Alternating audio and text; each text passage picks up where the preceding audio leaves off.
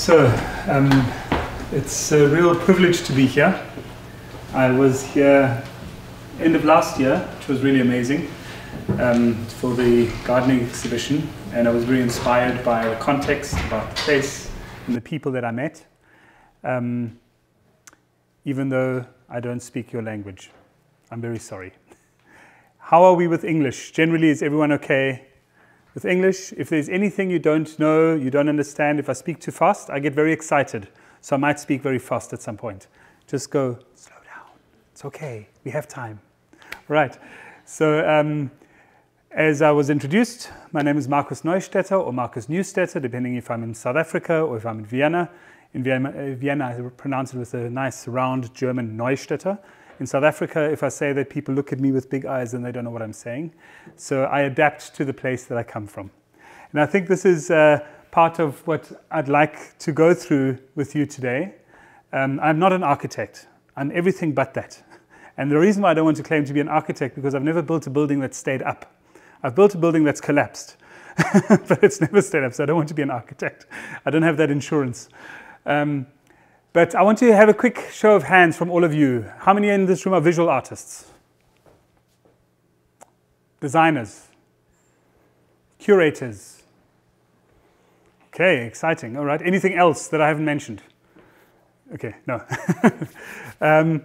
So the series of lectures that we've got going, there's 7 of them. I've intentionally mixed them up. So I started mapping out what I want to talk about, and I realized in the beginning I'm going to have a structure, and it's going to be a chronology, and it's going to be all conceptually very tight.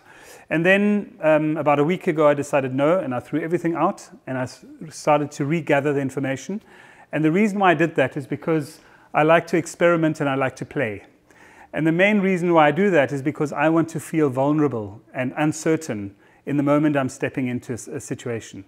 So for example, with my lecture today, I've got it all written out very neatly and very nicely, but I printed it very small so that I don't read it. Because if I read it, it won't work. So this is just how I as an artist play with myself to keep myself on my toes and getting into the process of making and creating and playing with my collaborators and with my audience. So in order to play and to warm up, I actually want us to make this a little bit of a looser lecture so that I can also get to know you in a little way. And the best way to get to know each other is by all of us being strange together for a second. And what I mean with that is, trying to think of a little exercise we could do. Yes, I'll show you an example of it later on, but let's do one together now for a second. So what I'd like you to do is for a second, close your eyes. And because I don't know your city that well, I've been here for a little bit, but I don't know it that well, what I'd like you to do is introduce me to the sound that your city makes, just so that I can get a feel of what I'm to expect if I'm going to spend the next few months here. What is it that I'm going to hear? What is the sound that is the most important sound to you? So what I want you to do is just breathe through it, close your eyes, take yourself to that place where that sound comes from, and just repeat it for me. Whatever the sound is that you're hearing, just don't be shy. Who cares? Your eyes are closed. No one can see you when your eyes are closed. But we can all hear you. So give me the sound of your favorite place in the city, or the least favorite. It doesn't matter. The place that you would like me to hear. So I heard a sound this morning, which is a very obvious one.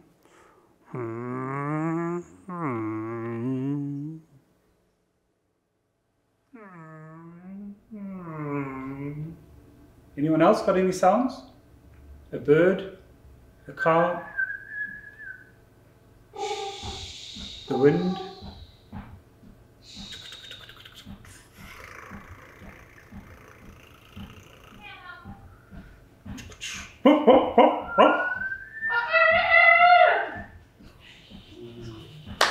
Wow, wow, wow, wow.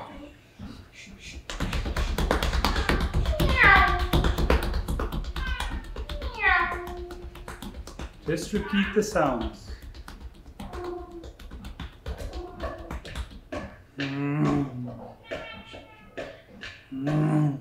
So right now it's a very quiet city. What happens if it gets noisy? What happens if machines come out? What happens if the mines are going?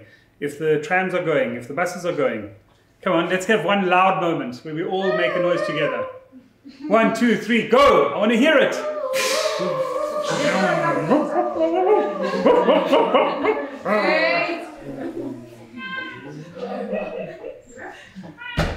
Thank you.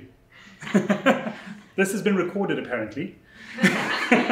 So I'm going to now use this for my next work to create a soundscape to which I can do a drawing. So anyway, thank you. That was a nice little excursion. We can open our eyes and wake up again. I hope no one fell asleep.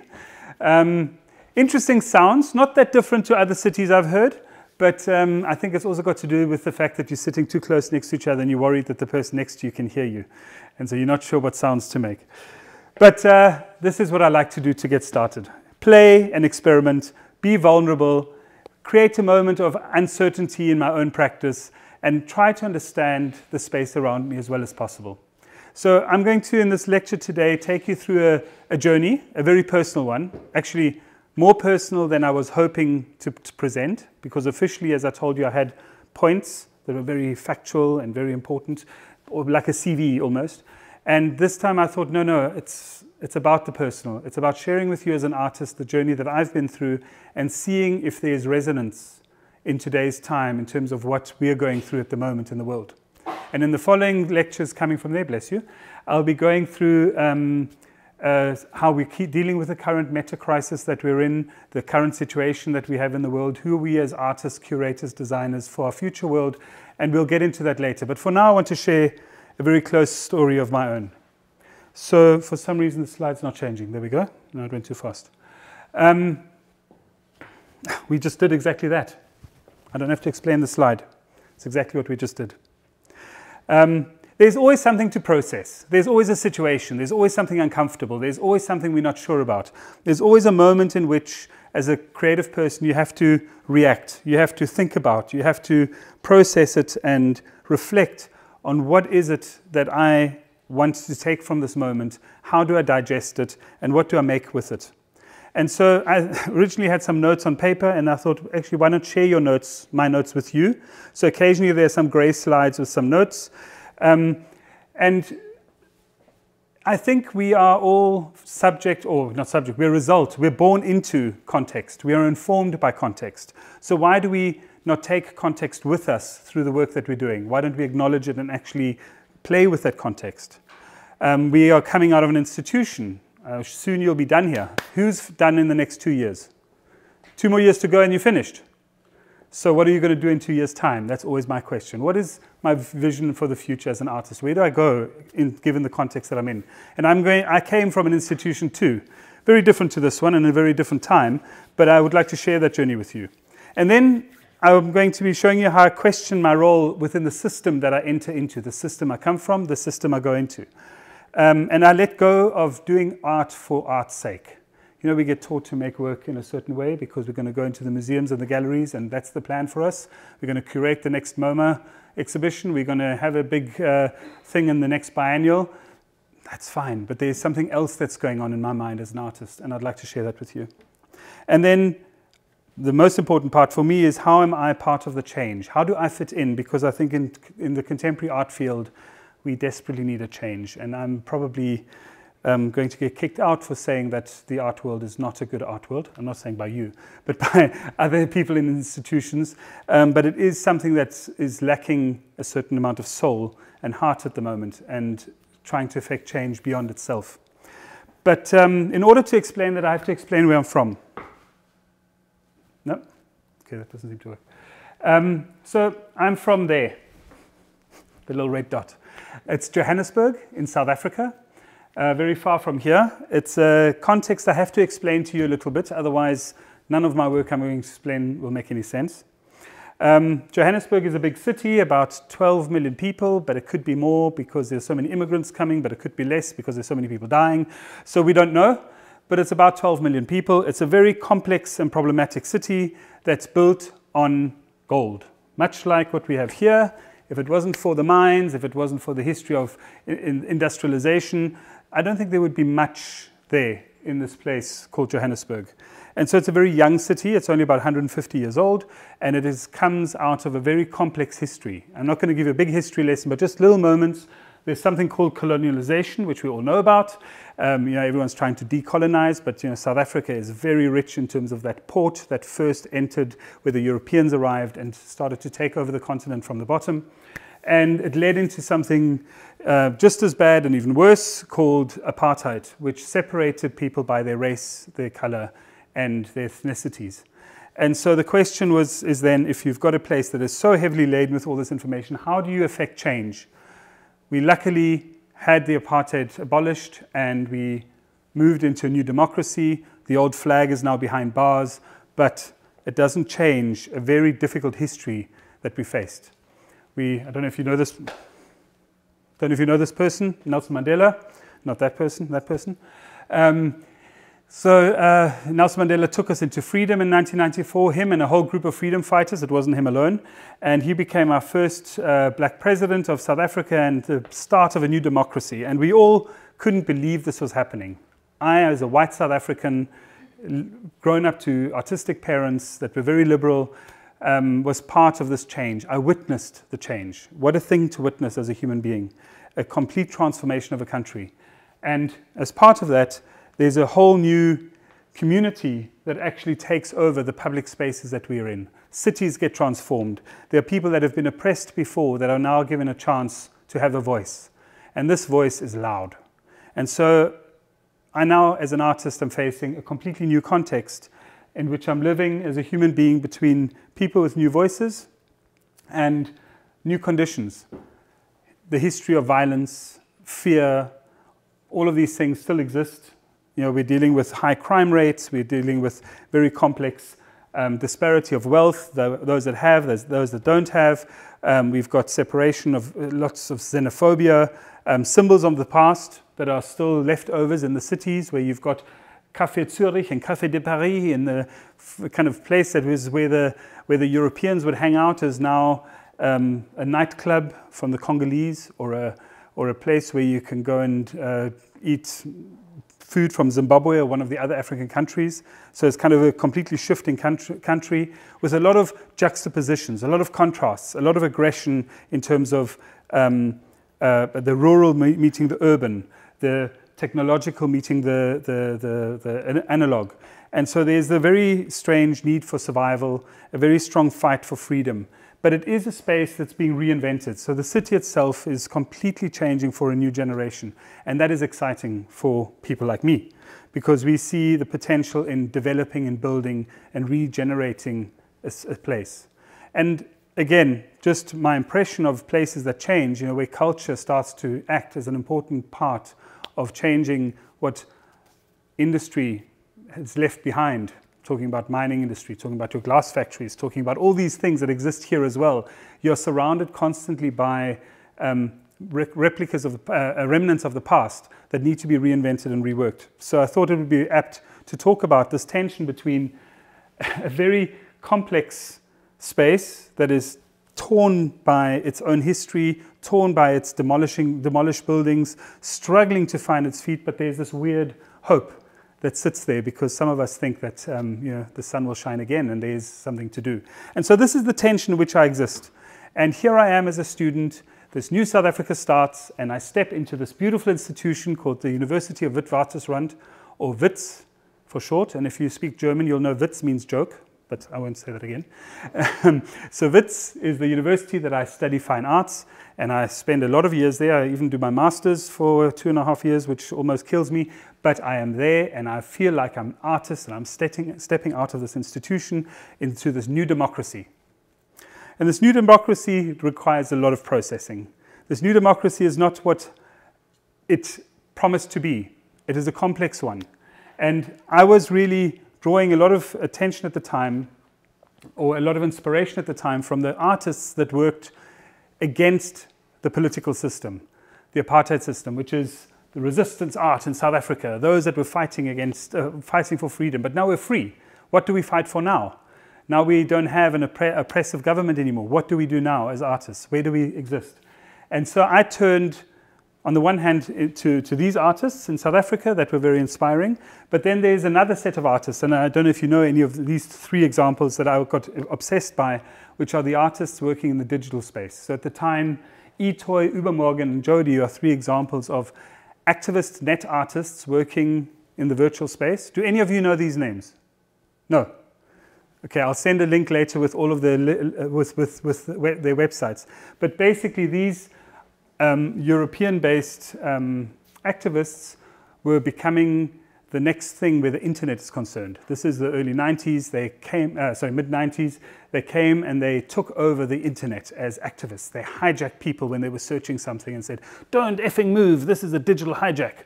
Or they positioned themselves as radicals that were writing code before everyone else and exposing that code in the front of the internet to say, this is what it's actually made of. So they were the activists of the time that were trying to draw attention to how we change the way we deal with the system of technology. And so that became interesting to me. What is the system of technology? And while I was at the university, you can see even in that wonderful big building there, I was trying things. This was my undergrad work. I was trying to build weird sculptures, some of them quite phallic actually, now that I look at it. But anyway, weird creatures that were existing as like bad symbols of the past sitting around. I mean, I must say it was fun work. I wouldn't exactly say it was the best work ever made. But, you know, as students, we experiment and we play. And you know, I went into the offices and I grabbed all the computers and I made net art and internet art on it and kind of sabotaged the system. And I wanted to be an angry student, but I wasn't really very good at it. So when I came out, I thought, what do I do? And I started to search. So I'm going to show you a few examples of the search that I was on, the experimentation and the play. And the reason why I'm showing you this is because it is a precursor to what then happened. I explored games, literally playing Seesaw, with a digital interface. So as you went up, you saw the story evolve. A bit of fun. I got bored with the museum because I was exhibiting in a museum and I thought I have to come out of the museum. Where's the pixel? You know, we believed in the pixel at the time. The pixel was the next paintbrush. And so everything became pixelated. It's horrible, but it's there. The virus was very exciting. A virus to infect the system was great. And I realized my thoughts weren't about making art. My thoughts were about manipulating a system that was being imposed on me. The system of a new democracy, the system of a dysfunctional city, the system of a technology that wasn't actually working, like this one at the moment. And so at the time we had these wonderful Nokia phones. I love them. They're only at 72 pixel size, beautiful, perfect canvas for good art. And so I started to think, if so many people have got this little phone, never mind these beautiful smartphones, this was even better. You have such a limited format. How can I start to make pixel art that everyone can get? So I hacked into a system and everyone could download my photographs and my artworks. And eventually I did a whole campaign with the people that were selling vegetables illegally at the bottom so that they could have their own little picture and they could give their customers free of charge their picture as their visiting card. And it was a thing about getting involved as an artist and changing the system using technology. It was fun. I mean, there's one of my things. I did the same for the art world.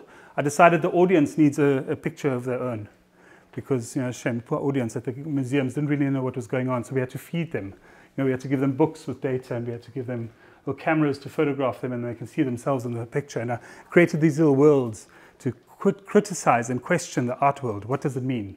And I loved the fact that we were starting to see our own reflection. We take it for granted now. You know, you take the selfie or you see your reflection in the mirror. But I loved the idea that the little screen at the time was starting to create a new sense of self-reflection and was going to break the system, or so I hoped. I didn't know about social media at the time, but it was an exciting moment to think about this. And so I ended up making this piece, which combined as many of my different graphics as I could. There you see the audience one that you had before. And I created the art world, the way I understood it, where technology, art, and people meet. And I thought, you know, everything from making the sculpture to painting to digital art to audience reception to making it global, it was all in there for me. And I started to think about what does it mean to illustrate the system. And I realized it was a system imperfect. It was a system that could never service that which needed to happen. And that was actual change that needed to have effect on the street, because we were still looking at these things in the museums, in the galleries, in the institutions, but we were not looking at them on the street. And so I had to go through quite an interesting dilemma in myself for a few years to try and find where's my personal role and relationship to the context that I'm in. Who are the other artists and what are they doing, the other designers and artists around me? How do I understand them? And I'm mentioning this because it's part of this experimenting and playing. You can experiment and play by yourself, but it's very boring. You want to experiment and play together. Because if you did this exercise with the eyes closed and making the sound by yourself, it wouldn't be difficult because you wouldn't be embarrassed, because you wouldn't be challenging the person next to you. But the moment there's another person next to you and they can hear you, there's a self-reflexive process that happens. And you will all know this when you're making, when you're curating, when you're talking about the artwork that you want to make, you have to get the feedback. And so I started to realize that I need to get feedback. And where best to go but to my own father, who's an artist, and I ended up painting with him. I invited myself to his studio and I said, okay, I had this now. I'm going to paint with you on your canvas and I'm going to mess up your artwork. And let's have a conversation about real things, because we stopped talking for a while about real things in life. And I thought we need to break that mold. How do I do that? I started to go onto stage with performers that I'd never been on stage before that. I was terrified of this idea that I would be on stage. But I ended up interacting with dancers and performers. I used my drawing and my mark making because I'm obsessed with drawing. I draw all the time. And I started to think about what happens if the vocalist that's speaking, the poet, can actually have the image come from them or it's on them. And how do I integrate audio, sound? And how do I play fun games again? So I used to play tennis. Tennis was one of those sports that they taught me at school, and it was very good to play tennis. It's a very colonial sport. You dress in white, you walk onto the court, you play your game, and then you watch Wimbledon, and it's a very, very civilized game. And so there's a whole community of people that play tennis in a place where tennis should not be played. To be honest, tennis is a particular kind of sport that comes with a certain history and colonial past. And so I met a fellow artist, Dorothy Kreutzfeldt, who's a German artist who lives in South Africa, who also grew up playing tennis. And I said, well, let's go play tennis on one of the old rooftops of the city. Let's go have some fun. And so we literally went onto an old rooftop of a derelict building in the city. It was a building that was standing empty and was being squatted by illegal migrants. And at the top, we painted our court, dipped the ball into ink or paint, and started to play doubles against the building. You know, the white tennis players against the building of immigrants. You know, it was a kind of strange political game inside this frivolous thing. And maybe it's the news that I saw yesterday and today, or maybe it's just something that's in my image. But if I look at the top right image, for me, the white lines are like borders and the black things are like bullet holes, if I think about it now. You know, little did I know that that's what was happening in this experiment. It was a pure experiment. It was just us. No one else knew we were doing this, but it's something that had to be done. I don't know why. We play, we experiment, we have a dialogue. Similarly, staying with the sport theme, sport is a fun metaphor. Sport is a fun metaphor. There was an Austrian artist who was part of the anti-apartheid movement in Austria, and he came to South Africa and he wanted to get to know South Africa. And so we watched this football game together. And during the game, we both drew on the same piece of paper as a way of getting to know each other and collaborating. The whistle starts, and we start drawing against each other, with each other, against each other, with each other. The last whistle ends, you step back, and the artwork is what you've made during that game. A strange experiment, a strange game to play, not necessarily something I would say I do very often, but it started like that. A dialogue with a foreigner that came to South Africa that I wanted to speak to was about collaborating over a game, which eventually ended up being a much longer game that lasted about 15 years of us using the courier post of the Austrian embassy to create an artwork that was being sent between Johannesburg and Vienna, back and forth. He would start drawing it, he would post it, the Austrian embassy would send it to Vienna or to South Africa, I would draw on it, it would get sent back, and these artworks flew back and forth, like this long roll here that you see is actually in here, flew at least 15 times between Vienna and Johannesburg. Complete ecological crisis, in my opinion, but at the time it was fantastic. But the concept was about this dialogue that was happening over long distance and trying to make sense of each other's mark making over long space. And for me, it was really important because it was me trying to connect with something that was so far away, the birthplace of my parents, something I had no connection to. And suddenly now I was in this postal relationship, so in dialogue. And so this dialogue was also about buildings, like the one with the tennis game. This was about me scanning the building, or rather my collaborator Nathaniel Stern was scanning using a scanner. And I was busy using a light-sensitive paper that they use for blueprints, for buildings, you know, to make a blueprint. And I was capturing the way the light was moving through this space. And this was the old factory, and this was part of the gentrification question of these cities. This was the old factory that used to make these papers, and they had the machine in there with ammonia fumes, etc., to develop the paper. And the factory was turned into this beautiful chic gallery where people could come and shop. Well, we know who came to shop. They're mainly the people that economically are from the Western world, the ones that would buy art in the first place. So I love the idea that I made art that would disappear, because the moment you take blueprint and you hang it on the wall and you expose it to more light, it just fades away. So all the wonderful people that bought my art at the time now have a white piece of paper hanging in their lounge or wherever it's hanging, as part of the kind of symbolic disappearance and change that these spaces are all about. And so these dialogues that I then had with artists became much more intensive and political as I continued. This is with David Andrew, an educator and artist, an art educator and artist who I worked with for about, I'd say about a year, going in and out of a school called PJ Simelane High School in Soweto. Now, Soweto is a township outside of Johannesburg, and one of the only townships that was offering art as a high school subject. And it was a very poor school, it still is. And raw materials were literally the things that we found around. So the rocks or the bricks became nice poem stands and became space for poems as opposed to the weapons that they were being used for. Old chairs started to replace the trees that were dying in the school.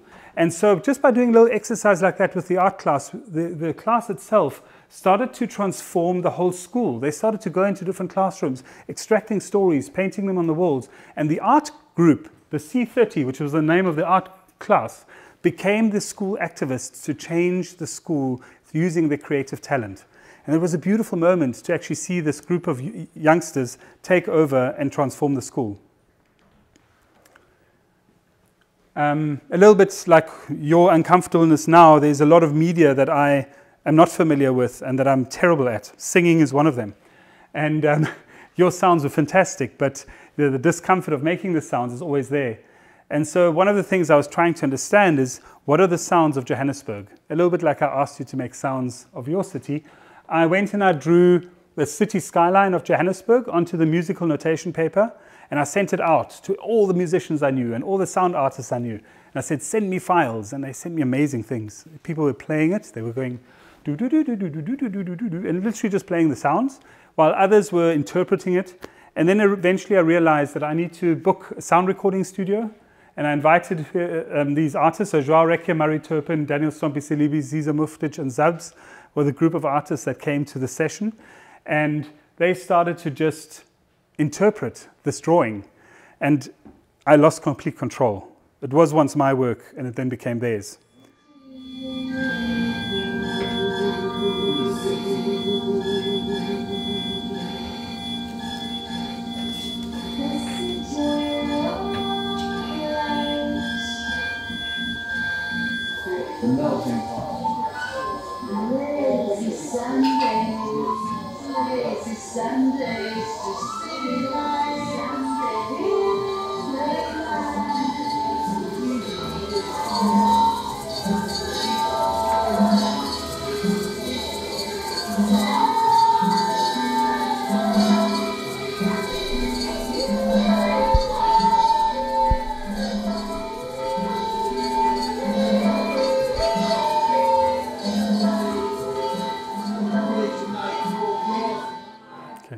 Carries on for a while. The session ended up being about an hour long, pure improvisation, pure chaos music to beautiful poetry, to words, to abstraction. That was just a small abstract, but the long piece, it's online somewhere, and then there's short pieces.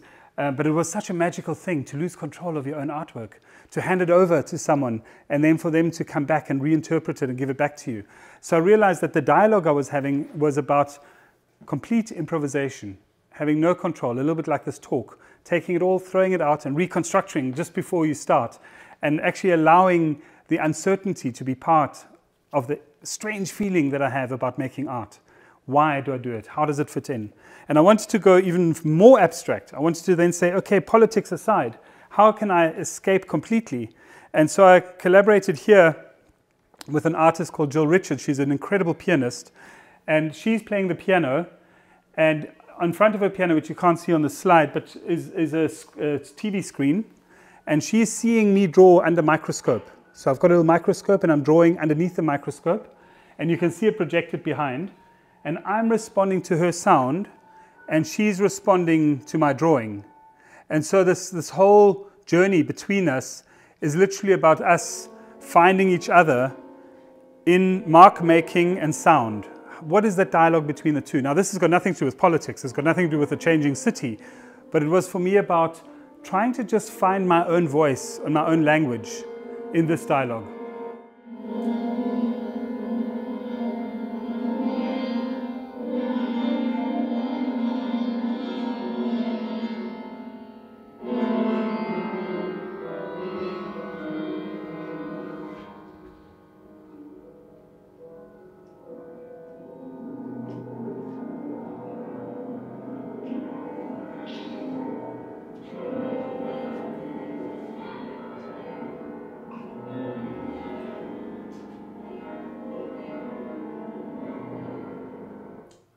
I'll just jump forward to another section. I'm just randomly going to choose something. But you can see the reality is I could not be making this work by myself. It would be a very difficult exercise. And I realized more and more that this idea of processing and experimenting and playing is actually always in dialogue. And all the examples that I showed you, which is a selection, are about different modes of that kind of experimental expression that I had to play with to try and find my voice. And so I found it. I went, yes, now I know I can make marks, I can draw, I can have dialogues, I can find weird digital ways of drawing people, I've got a style, I can go to galleries, I can exhibit. And I know I'm kind of ready for this, and I feel like I've actually finally in tune with my own inner creative space, which is really important to actually know that you found yourself beyond the institution. And yet, 2000 came. So this was already during the 2000s that I'm doing these things, but in the year 2000, major crisis. All cultural budgets in South Africa gone. One moment. Government says no more money for art. Done. Wow. Galleries close. There was a complete rehaul, a reshift.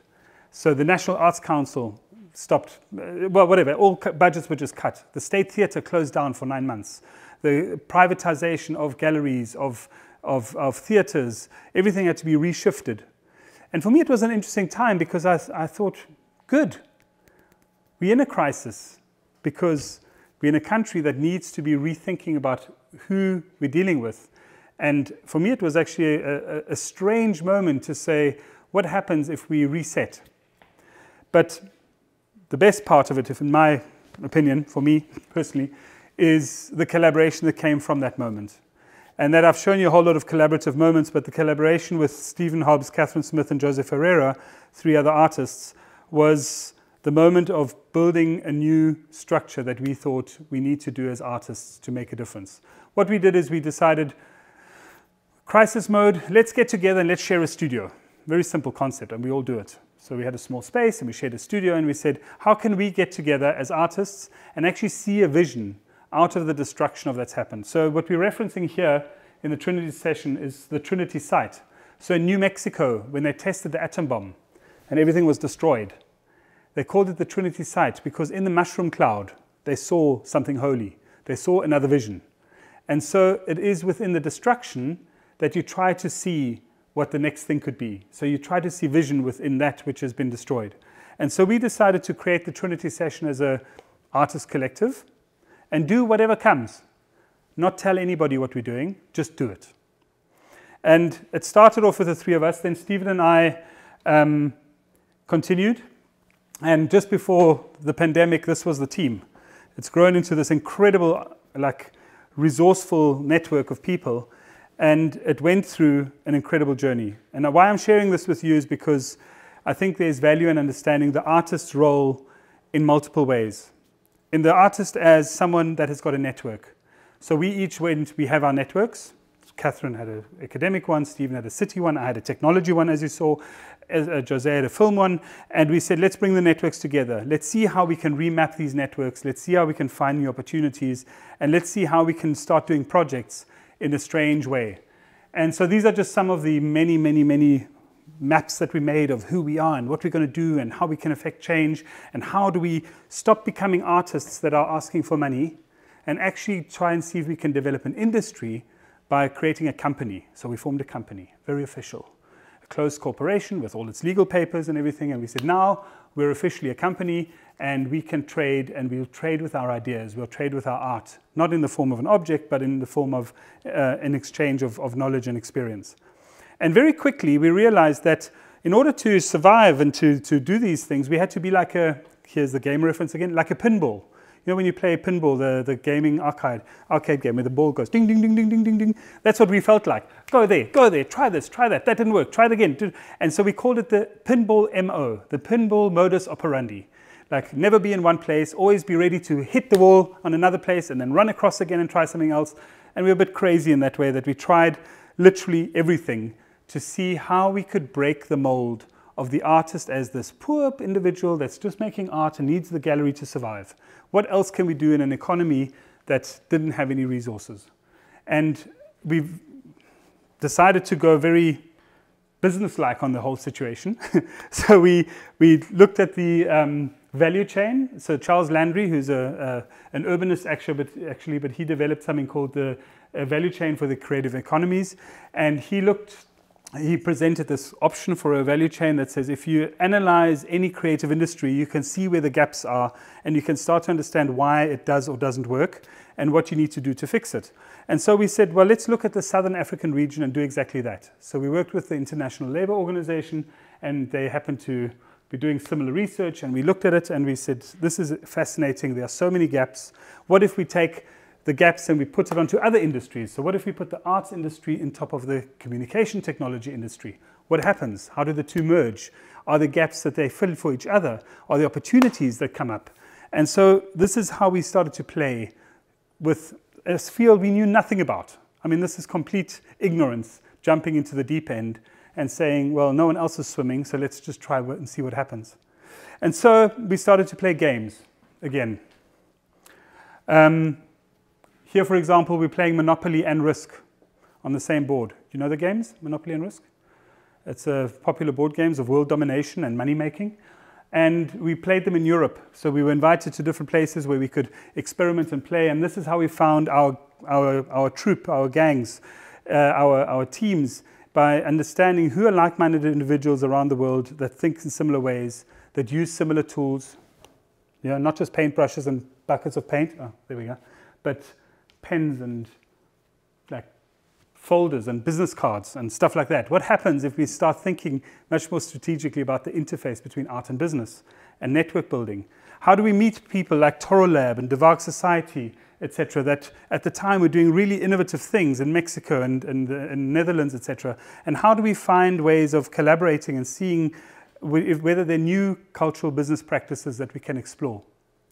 And we realized very quickly that as artists, we're not just makers and doers and provokers, but actually we become these things called system analysts. And it brought me back to the thing I spoke about before, understanding the system and playing with the system. And so how can creative business practice come from being a systems analyst and manipulating it and playing with it? So the game starts. What if we put art into the Big Brother house? Now, Big Brother, first time Big Brother came into the country, well, anywhere in the world, it was huge. First reality TV show, Big Brother. You all know it? Yes, Big Brother? It's the first reality TV show that had people living in the same house with each other. They were constantly filmed, and this was big. It was so big that the couch from the first Big Brother house was sold, I think, for 50,000 euros. They sold it on auction afterwards because everyone's saying, that was the couch, it was our Big Brother. And all those people sat on the couch and they kissed on that couch, let's buy it. So we thought, if they can sell the couch for 50,000, how much will they sell the art for? So we started to think, maybe there's a way of us manipulating it. So we found a charity we could work with, and the charity was already working with Big Brother. And we said, come, can we not be your partners? And then we can sell the art, and some of the art can go to charity. But more importantly, We just want the airtime. We want to be on TV with 12 million people watching us at any moment. Let's do this. And so that's what we did. We curated art into the Big Brother house, and it was an experiment. We reached the people. They've definitely had feedback on the little, there was like an SMS tagline at the bottom where people could leave messages. People commented on the art. We had art inside the shower, you know, because everyone was always watching Shower Hour because they were hoping to see a little boob or a little something else, you know. So we had an artist making art on the shower mat underneath the shower so that you see the art. Playing with TV in a fun way. So another experiment. What if the very expensive shopping stores end up hosting not just art, but actual studios? Can we put a studio into a retail store? And what happens when you do that? So we convinced one of the biggest, most exclusive retailers in South Africa to roll out in 9 different major stores across the country, artists' studio spaces in their retail stores. And you have to understand, they count every square centimeter for the value. You know, they say this is worth so much because so many socks are sold every 10 minutes. You know, so if you're just going to use a studio, what does that mean for us? And so we had to really play the game of explaining value to them, which is experiment again. Not sure if it did anything other than create a lot of work for us, but it was exciting to infiltrate these spaces. Feedback much later is people actually benefit from it. Same with this. New hotels are being built all over the place. What do they put in the frames? Crap. Prints from somewhere in China that come for next to nothing. They spend more money on the frame than they spend on the art. All we did was invert the formula. We said, give us the same money for the frame and the art, and we'll invert it. We'll buy a cheap frame and put an edition print by a local artist in it, and let's see what happens. And slowly we built up an economy of scale where within 4 months, we bought over 3,000 artworks from local artists that were hungry. And we invested more into the art industry in that time than the National Arts Council did. So that little loop, a very simple way of manipulating the system, ended up generating income for the arts. I'm still an artist. I'm not a businessman. At the same time, we looked at billboards, the biggest outdoor gallery in the world, convincing with a group of others, it's not just us, there's a whole consortium working on this project, convincing a major telephone company there to rent out all these billboards, 30 billboards in the whole city of Johannesburg, each one with original art on it, you know, by different artists. The biggest outdoor gallery ever made. Artists and designers working together in a very close relationship for the Social Entrepreneur Academy and the Music Academy, both creative spaces that need creative environments. And why not have artists work on that? Finding loopholes where we can get artists to find tasks and make art that can be applied. And very important, and probably most important for us, was how do we transform the inner city of Johannesburg? Coming back to my first part of the story, how can we use the army of artists that exist in the city of Johannesburg that are hungry, that know how to make stuff, but have no way of changing their city because they haven't been empowered by the new government? How do we give them the chance to empower them through finding funding to create this inner city initiative, where they're not only taught certain skills to make their business, make their skill a business, but are actually shown how to transform public space with the resources that are available. And so what then happens is places that are uninhabitable and just horrible to be in, like for example the trader market that you see above, get transformed. Architects are working on changing the city. The artists help map it. The artists are talking to the traders. The artists become the interface between architect and future inhabitants. The artists become the social glue. The artists become the interpreter. The artists become invaluable in shaping the city for the future. And this is how we start to think about what are the different roles that artists can play in telling stories, in relaying very important messages that a community might have that wouldn't be relayed otherwise. How do we use artists to listen to the youth, for example, to design their own spaces? So here, a series of parks. Johannesburg was given a series of, the Johannesburg Development Agency was given a series of parks to upgrade, and they were looking for solutions to upgrade this park because they're very dangerous places. And who did they talk to? The adults. instead of the children. So we went and we spoke to the children and we said, what do you want in your park? How would you like to live? How do you feel when you're in your park? You don't like that man watching you. I agree, he shouldn't be watching you. What do we do about it? And so suddenly by artists interacting with children, we redesigned these parks to become spaces of safety, spaces of comfort, spaces of curiosity, and spaces where they can actually recognize themselves and they grow up in a place where they own the stuff that's around them, which means they protect it when they're older. And this is the problem in the legacy of a changing city, is people don't own what was not theirs before. And so another idea of visioning or exploring is, how do we also create a sense of ownership and pride amongst the youth? So this was an action we did with about 5,000 children standing in a long voting queue. So when we had the first elections in South Africa, everyone was standing to vote. They stood for hours, 5-6 hours, standing in a queue just waiting to put their mark because it was the first free elections. And the youth don't know this feeling. They don't know what it means, the right to vote, how important it is. And so we created this long voters queue as an action where we invited different schools to participate, and we got each one of them to make a mark and write their name. And then when they were redesigning the paving of this whole area here, we inserted their mark with their names into the paving. So they are now currently in this landscape in Port Elizabeth, and they can take their parents by the hand and say, look, I'm a voter of the future. I've already made my mark in this land. This land is mine. And these are very, very important things for community building and nation building. And as artists, we can do this. We have the skills. We just have to find the right way to tap into it. And the same provocation goes for just finding peace and quiet in a chaotic city. So little provocations and experiments like this Mantala doing these beautiful poses in different urban spaces that are dangerous and difficult and dirty, and just bringing a moment of peace and tranquility into it is just a bit of fun. Temporary actions being very important. Projections, experiments, I'm not going to go into detail, but playing with space in a temporary way to activate it. And then the crux is how do you take the temporary and make it permanent? How do you take a park experiment and turn it into something that people can actually use?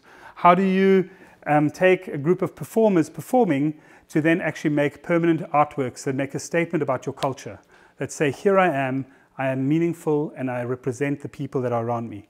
And this is where we realize we actually have a skill as artists to take abstract ideas, play, experiment, and eventually have something to show. And say, this comes from a journey that we've been on. And there are not many other government institutions that can do this. Not many other offices like architects and urban researchers that actually do that kind of work. And so we realize that there's a hook for the artists to go in, deal with heritage sites, deal with public art, talk about very difficult times where there were incredible massacres and atrocities committed against people that no one could kind of deal with, other than the artists coming and actually illustrating and talking it through with the people that were part of it. And so we've had several sites where we actually went and created these memorial sites in places through a creative artistic process, by inviting people into a studio, by saying, let's make together, let's experiment together, let's play together, let's draw together. What comes to your mind? Oh, that's interesting. This person comes to mind for this and this reason. Let's expand on that, and slowly developing a culture of listening and a culture of producing. But all of it is constantly saying, what's the next thing we're going to do? Next pinball, next direction, next experiment. And so at the moment we are going through this transformation where we're saying, well, the environment is important. We all know this. You know, there's a very strong consciousness around how the urban space and nature interact with each other. And this is one of our studios in Johannesburg where we work on this notion of greening and the culture of transforming spaces through an ecological approach to city building. And so this process is continuing, and I'm not sure where it's going to go yet. Obviously, we struggled through the pandemic and everyone else suffered too, but we are standing strong. And so from the beginning of Stephen and I meeting and saying, what are we going to do? How are we going to make an impact? We're currently quite confident that there is actually a journey that's ahead of us. And all of these things are obviously in dialogue, in collaboration, in exchange with artists, with people. None of it is done by yourself in the studio. It's a constant exchange. So that's the kind of business side. And we can have some discussion afterwards if you've got ideas on how this actually works. And I'm sure some of you might have a bit of criticism, which I'm looking forward to. But that's the economic side of it, to say, you know, how do we affect change? But in the meantime, we have ourselves as artists. something that happens inside you. A personal, emotional relationship with a place. Struggles where you feel volatile, where you're in dangerous neighborhoods and you have to make art about it, where you feel sorrow, you feel pain. And what happened to me is my father passed away. That was him in his studio. That's me touching the canvas. Very cute. I love the fact that I touched the canvas at that age. And suddenly I was confronted with this reality that, am I South African? Because I'm born there. My father's heritage is Austrian. I'm European. I'm white. I'm always the guy that stands out when I'm anywhere because I'm in contrast to everyone else. The politics of apartheid, the politics of colonialism. I'm privileged. Do I belong there? Am I doing enough to help the country? Am I worth anything as an artist? How do I connect to my land? How do I connect to the people? And I suddenly went into this incredible personal crisis. So in amongst this amazing stuff of the Trinity session happening, I'm standing there kind of holding on tight, going, why? How? How does it fit? This is very personal, sorry. I think this is what it's about. I think this is what making art is about. It's about saying, I'm not making art for the sake of an institution or for the sake of changing a city. I'm actually making it at the end of the day for me. And I realized all of these wonderful things I just showed you, I was doing partially out of a feeling of self-affirmation that I actually belong somewhere, that I actually have a role to play in the world because I'm displaced as a white South African in a context that I'm privileged in because of the heritage of my parents. It's very complicated. It could be, but at the time I was struggling. And I still haven't answered the question. I now live in Vienna, so that will be an interesting thing to reflect on. But I kind of live in Vienna. I'm half here, half there. But what was very, very meaningful, I saw a performance by an artist called Ngolisile Bongwana. So Ngoli is a Xhosa artist. Xhosa is one of our tribes. One of the communities that are in South Africa. One of the 11 official languages as well is Xhosa, and he is a young black man, energetic performer with an amazing voice, incredible musician. And he knows exactly why he's there. And he's in this place, and this is his heritage, and his family's been there for, I don't know, however long. Anyway, and this piece that I saw was all about that and his relationship with his father. It was on stage, and I burst into tears. And I thought, oh my God, this is too much for me to handle. I met him afterwards, and I said, please, can we meet in my studio? If you have time. Someone introduced us. He kind of trusted this relationship, and he said, sure, let's go. And without speaking too much to each other, we decided, let's just meet as two creative people in the studio. And it probably wasn't one of the works in my last years that has changed me the most. It's an pure experiment and improvisation. And just using a few basic tools, Ngoli and I meet opposite each other on a big white screen. As you can see, I'm trying to capture his shadow. I don't know why, it just happened that way. And he's moving quite hectically left and right, avoiding me capturing his shadow. And these lights are flashing at different paces to make it impossible. And then something happened that I thought would never happen, is that I performed. I don't perform. I'm not a performer, ever. I don't do that. And I don't think this is a performance either. But it's something that, yeah.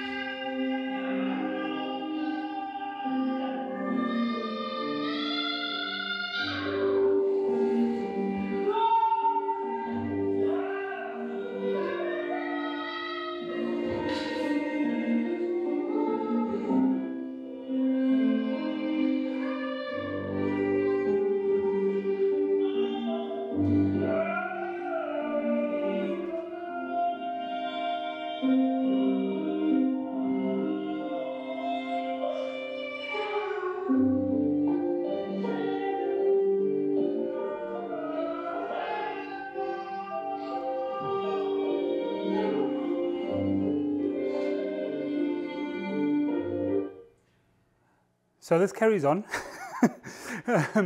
But I think you can get from its rawness, I hope you can get from its rawness, that it was a moment that I wouldn't consider a great work, by no means. It's what it is.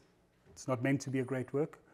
But it definitely was something that shifted something in me in understanding my embodied relationship to a place, to people, to my own work. Yeah, I'm actually not sure what more to say to it, other than it was a departure point. And I just wanted to fast forward to the last bit, which was such a beautiful moment. It was perfectly in time with music, actually, without planning it.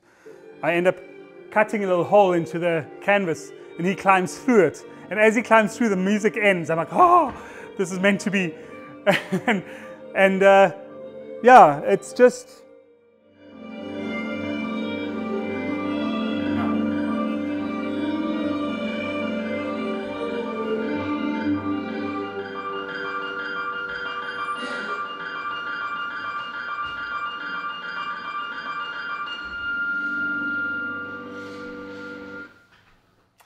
And so, yeah, we didn't do that again. That was it.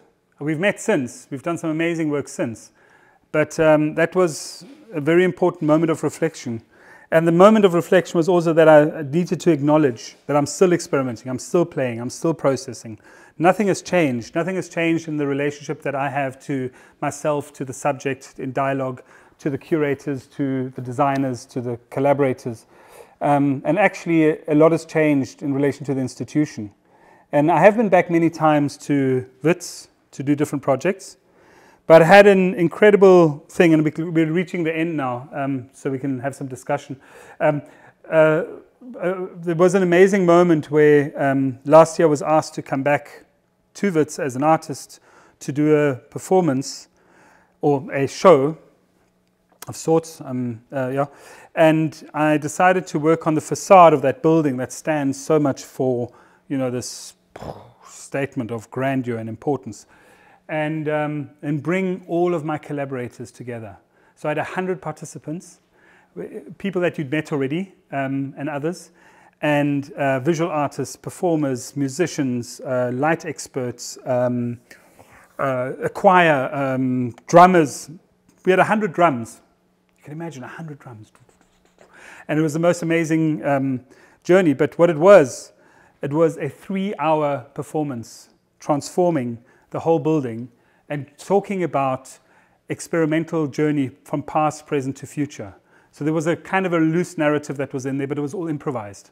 So some material was prepared, but mainly 90% was improvised. And the stuff that was prepared was done in workshops in the weeks before, where we met and we explored what it is that we want to talk about, what is it we want to express about the institution, because these are all artists that know this institution. And so the tiny experiences, come on, at the bottom reflected large in the work on the building.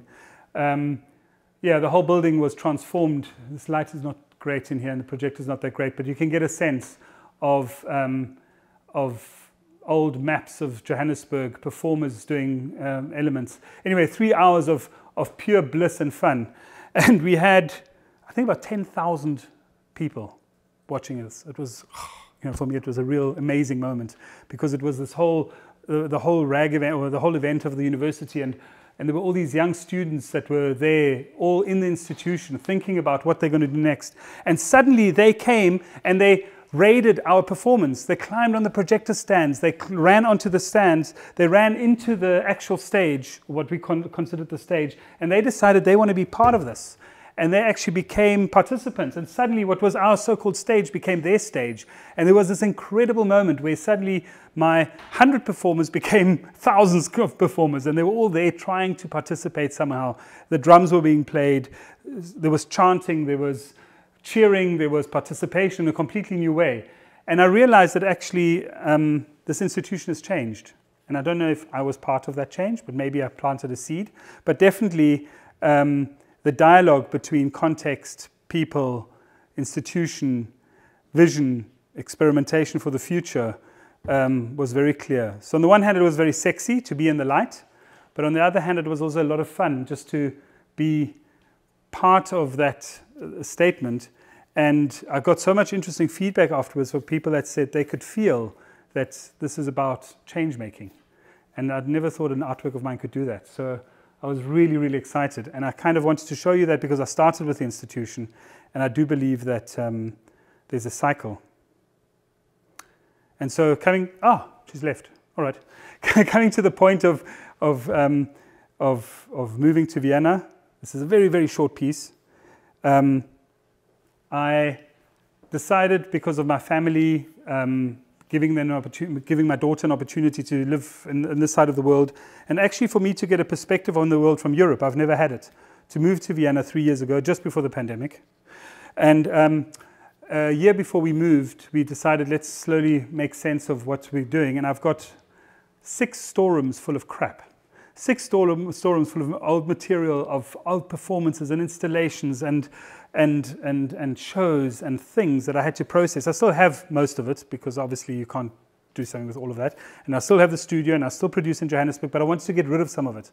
And so part of this processing, I created a little corner in the studio, and I took all of the rubbish out that I wanted to work with, and I put it over there. And I had a filmmaker, a little bit like you with your camera, and a photographer standing there and watching everything I did for 5 days. I didn't know what I was going to do. They just documented. And then I basically spent the 2 years of the pandemic editing 16 short films together, but they're super short. And here is one of them.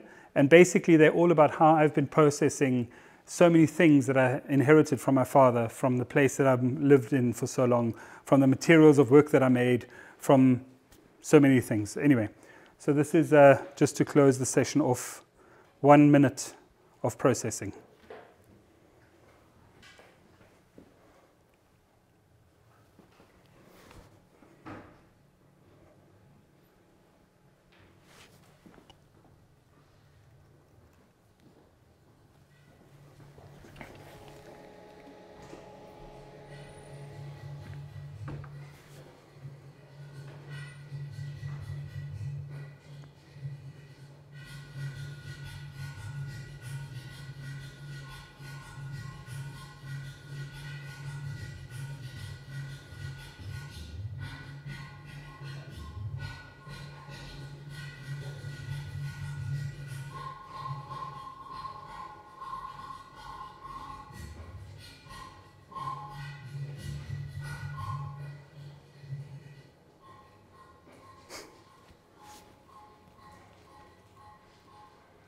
So getting rid of stuff can be fun.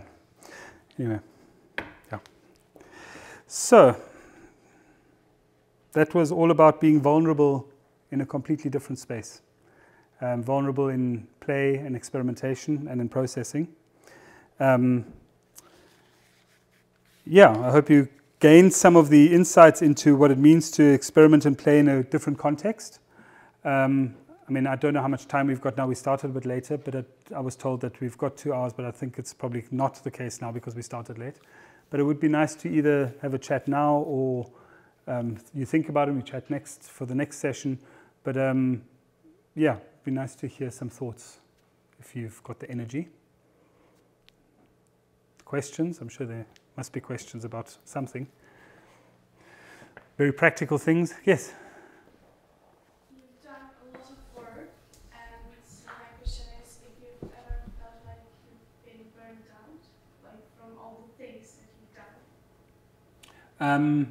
The answer is no, because unfortunately, and this is part of my psychosis, I find a burnout to be the adrenaline creator.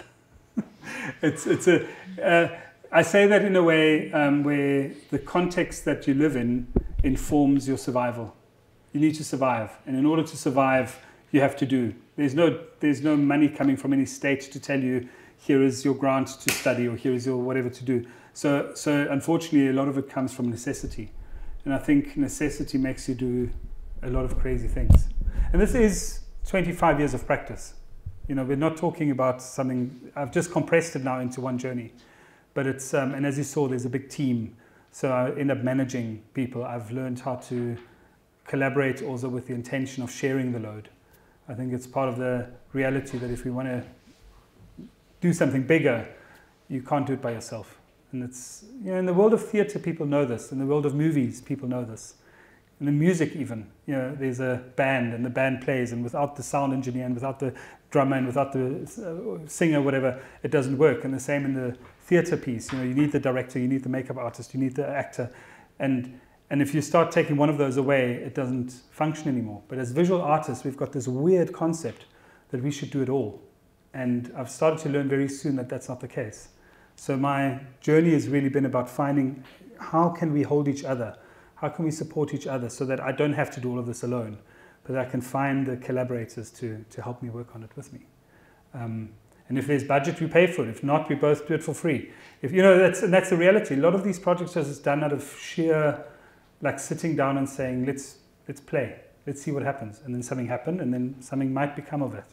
Someone might kind of sponsor that, or someone might sell that, or someone might see value in doing something else with it. But yeah, it's my biggest downfall is I don't have the energy to package it. I've learned that about myself. I'm terrible at marketing myself, terrible at packaging my work.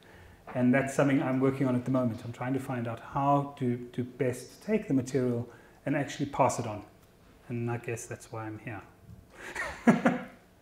I think, yeah. Thank you. Does that answer? Yeah. Thank you for your presentation. And can you try compare a creative atmosphere here and there? I don't know it well enough here. I'm going to say it's, well, here you mean in Oostin and Leben or in Europe? Yeah, like a professor or... Okay, so I've just arrived, and the last time I was here I was at the House of Art and I was working on making a project. I haven't really felt yet. I think we should. Do you feel inspiration here? Oh, do I feel inspiration? Yes, 100%. So to answer that question, yes. So one of the exciting things, Stephen and I were here last year, and we walked around and we said we would love to do a project here simply because it reminds us so much of Johannesburg. There's a mirror, and it's not the same maybe economic mirror, it's not the same political mirror, but it's a mirror of the wealth in the texture. It's so difficult to explain. It's a texture. Your inner vibration. Yes, yeah, it's there. So there's definitely there's definitely something there. So yes, from that point of view, I can say that the creative inspiration is there. I don't know about the creative spirit of others. I don't know the artists well enough. I don't know you well enough. You know, hopefully we get to know each other. That's why I want to do the session tomorrow and work with students to start making work together. And that's why we're going to carry on making work, Stephen and I, over the next 2 months here. But I can imagine, given the feeling of the place, that I'm sure a lot of people are thinking in similar ways in terms of doing things. I'm pretty sure there must be a response to a collapsing industrial area in relation to mining, in relation to new technologies being developed. I mean, surely there's space inside that from a design point of view, from an art point of view, from architecture point of view. I just haven't seen it yet because I haven't been here long enough. So thank you for your positive creative energy. It's inspiring. Well, thanks for having me here. That's more important because I think that the place holds all the energy that it needs. I'm a bit of a esoteric in that sense. I really believe context breeds the creativity that we bring to it. We just have to scratch the surface to find it sometimes. Yeah. Maybe a question? No, go ahead. Well, the people in Johannesburg seemed, like the regular people seemed much more participatory than here in Europe or in Czech Republic.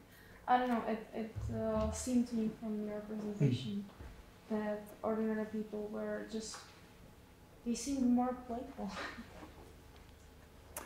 It's a good observation. I think South Africa is so desperate for living together and trying to make it work. The ordinary people, not the politics. Politics don't care. The industry does its own thing, but the people on the ground really want to see how life can work together. I'm noticing in Vienna, I'm living there now, it's a completely different beast. It's a very different dynamic. I would say that Vienna is too comfortable for many. So therefore, when it's too comfortable, you very quickly lose the ability to find the edge You don't want to disrupt the comfort. Put it that way. I don't know what it's like here, if that's the case, but I definitely have noticed that it's more difficult to do something momentary and reactive here. You have to be much more aggressive here. I'll show you one or two projects in the next lectures where we've done things in Europe that are offensive, just to get someone to say, oh, not even to react, but just to kind of have some kind of feedback, because it's much harder. Because also you're labeled as culture.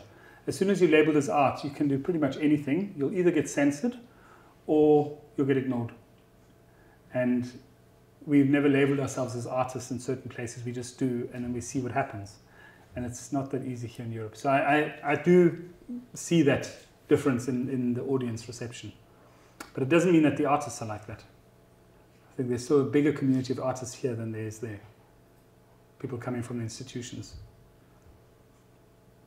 From my experience, they have been more open-minded here than they have been there, because of the maybe the space that there is some funding, maybe because of the space that there is some cultural understanding.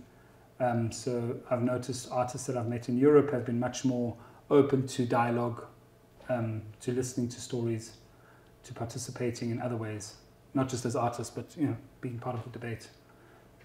I'm yet to see. It's too early for me to know. Yeah, I was wondering about the sustainability of your participation. If you are going back to some previous connection and so on. If you can. Yeah, it's a very good point. So they are long-term projects which are sustainable in the sense that some places I've been going back for, but the projects that have been happening have been interacting with for about 8 to 10 years. And the beauty of a context like South Africa, where things are changing so quickly, is you can see your impact in the space of a few years.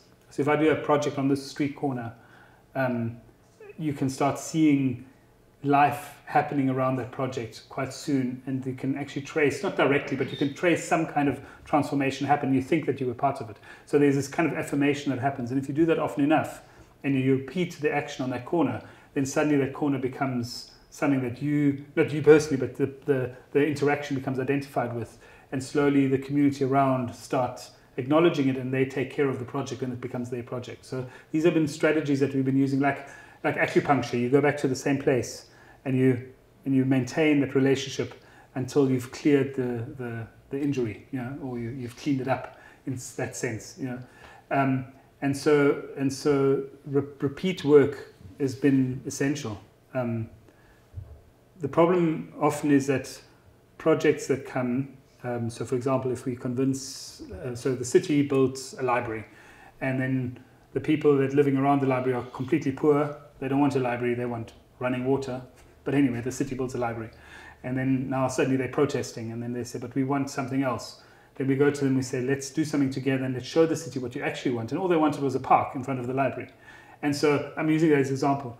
You can't build that relationship and that park in the space of 2 years. This is a longer journey. And so you have to commit to it. And unfortunately, those that then pay for the park will only pay for the development of the park and the building of the park, which is maybe a year. But what about the other year that you've spent working just on connecting to people? And so economically, it's a very difficult thing to justify this sustained relationship.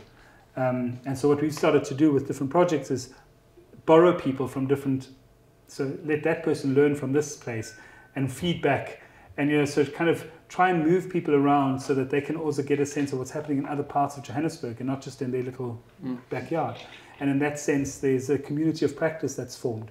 So during COVID, for example, we had a growing project where we had people to start greening their little gardens outside their shacks. So some of the people that work for us live literally in a small house which is made of tin.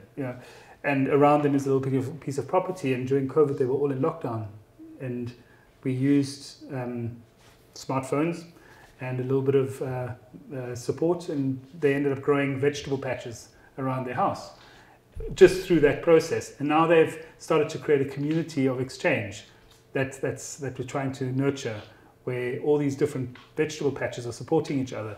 Is it an art project? I'm not sure. It is, isn't, does it matter? Who cares? Point is, it's happening merely because they found each other as a collective across distances. And so I'm also wondering sometimes now, I'm thinking maybe going to places is not always as important as making sure those places are connected to like-minded other places in order to create sustainable relationships. But that's, yeah, a long way of answering that question. So yes, but the answer is yes. You have to go back. Otherwise, yeah. And that's a commitment that one can't always hold. Coming back to being burnt out. That's when you get burnt out.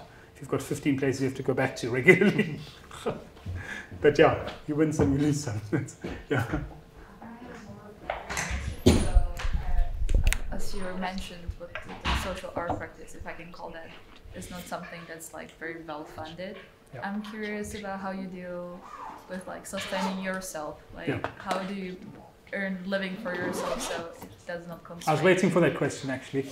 That's probably the fundamental question you should ask before leaving the institution. What in the institution have I learned to sustain myself? Nothing. I don't know if you get taught to make a budget or write a proposal, but that's sometimes very practical and helpful.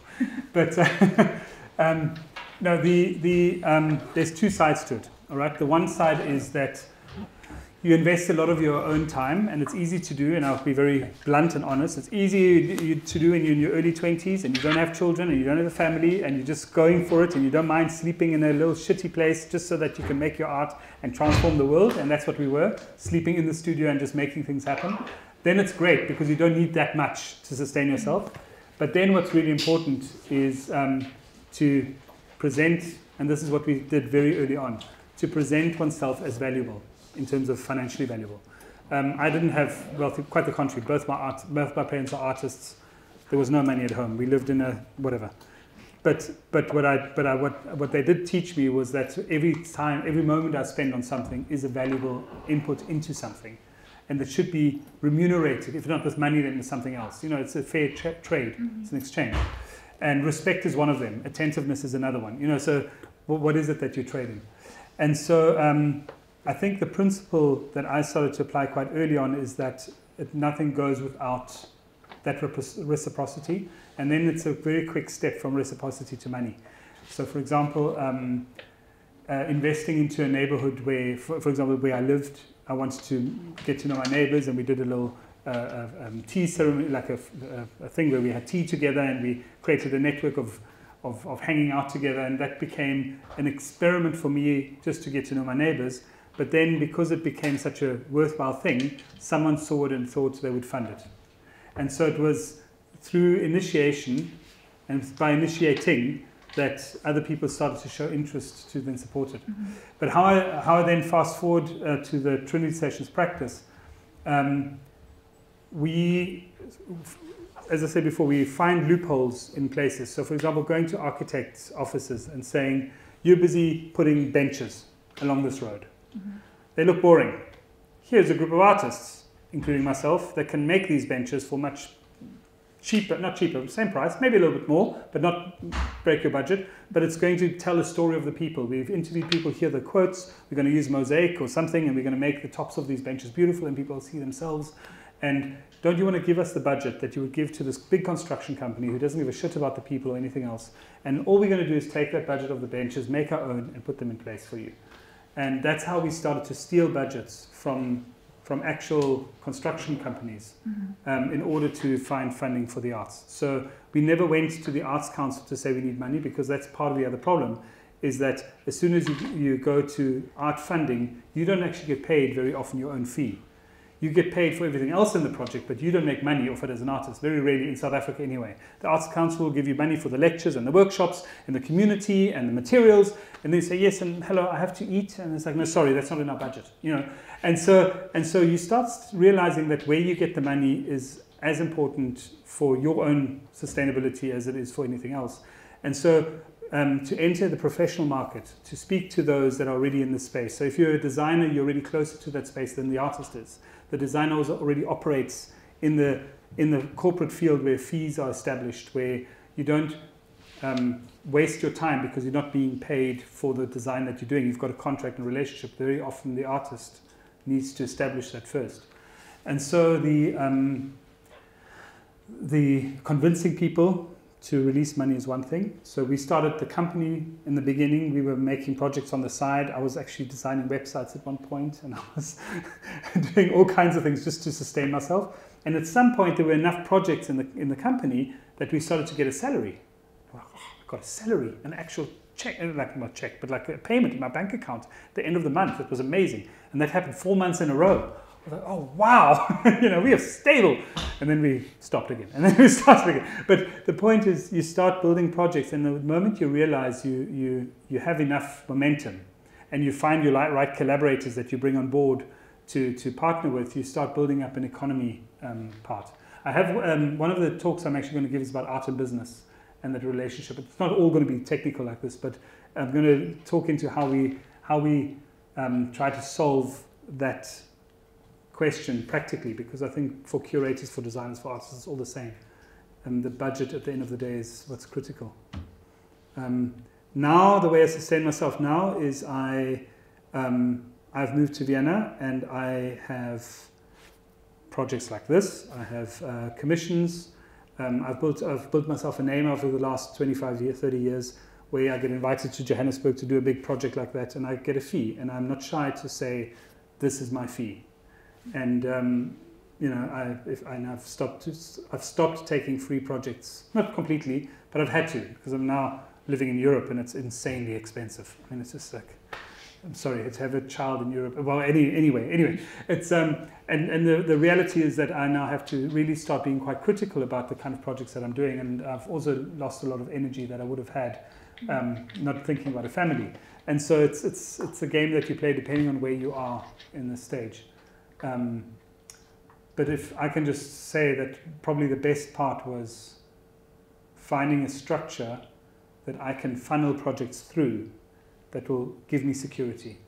It gives you, like in my case, it was a Trinity session, it might be something else for you, but it gives you the ability to park all business-related things in one place. So if you get a commission, who pays for the insurance for working in public space, for example, or for the transport costs, and all those things you can write off as a company. As an artist, and I've learned this the hard way, I've had to kind of learn an economic way by trial and error. I never went to economics degree, so I had to really test the waters and see what works. But having the structure to support me meant that people also taking me more seriously, because you get an invoice from the Trinity session, you can see it's a company, it's got all the information, it's got the legal representation, it's got everything on it. You're not going to mess with that thing. Come the artist and say, here I am, I need my fee for my paint or whatever. It's a very different transaction. And I think that's part of the kind of collapse for me of the art economy, where galleries are holding that power on behalf of the artist. And that's why, even though I've had relationships with galleries, and I still do, I still have shows occasionally or whatever, but for me there's independence that is so important, that means that I have to not service the need of that industry all the time. I hope it carries on like this. At the moment it's good, but it might change. Yeah. Mm-hmm. But I think it's going to change for the better. I have a feeling like the world has got like it's like finding itself. I mean, I know we've got wars all over the place and there's shit happening everywhere, but that's part of that change. It's part of even the pandemic is somehow part of a collapse that's like the big collapse in 2000 in Johannesburg with all the budget cuts. Something has to give for something else to start. And I'm wondering if that's not the resetting again of some kind of economic system for the arts. I don't know. I'm an optimist. Sometimes naively so. But I don't know if that answered your question. I'll think about it a bit more if there's some more practical things I can give you. But I gave you a few points. I think it's good. Yeah. Okay. I'll try to weave something into the next talks about these points that have been raised today as well. I like the idea of setting up a company as I guess it's a big thing, building your own personal brand, even if you just want to be like a standalone artist. So I've been thinking about how to go about it, but at the same time, I'm kind of concerned, what's the way I want to go, if it's the smart way to brand myself this or that way. Because once you start, and if you're lucky enough to get visible soon enough before you realize, if what you're doing is good or bad, then it will stick with you. So unless you make it a project. We made it a project. We said we're independent artists, and the project is the company. If it fails, it's a project.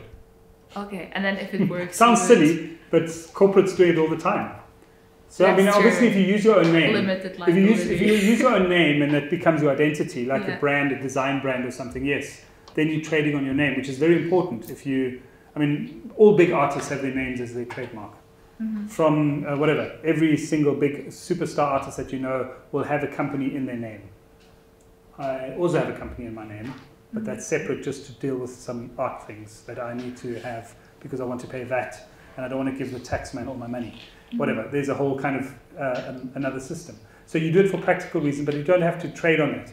But if you want to become the identity of your company, by all means. But I personally think just turn it into some kind of big experiment and trade it as a test. That's the beauty. As an artist, you can do all of that stuff, and everyone can say, "Wow, that was a cool project. You made a company as an artwork, and you did this and what," and mess with it, because I think that's part of what we have to do. Yeah, I like that. I like great. that. Feels. And failure is part of it. I didn't say that earlier, but we'll talk about vulnerability in another lesson, talk, whatever. And the amount of failure that has happened in the years is also, I didn't show you that now, but there's a lot of failure. And it's also part of it. It's like, it's good. It's good to have a company collapse occasionally. Yeah, I know time's running. I don't know, it's up to you when you want to finish. I'm here if you want to talk one-on-one. I'm also fine if you've got any suggestions. Was the speed okay with the language? A bit too fast? Yeah. Okay. It's okay? It was fine. It was fine. Sorry, I have to check. I don't want to disrespect you by asking, but I'd rather slow down than,